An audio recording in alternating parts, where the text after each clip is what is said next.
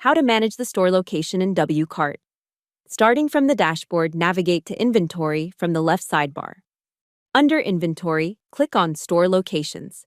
To create a new location, click the Add button in the top right corner. A form will appear where you can enter your store's information. Start by entering your store name. Next, provide the contact number and email address. Now, enter the complete address, including address line area or locality, city, state, country, postal code. Once you've entered all the necessary information, click the Save button. Your new store location will now be added successfully and will appear in the store locations list. Now, if you want edit an existing store location, select the Edit option. Update the required information and save your changes. The updated details will be reflected immediately. If you no longer need a store location, click the Delete icon beside the corresponding location. A confirmation dialog will appear to prevent accidental deletion.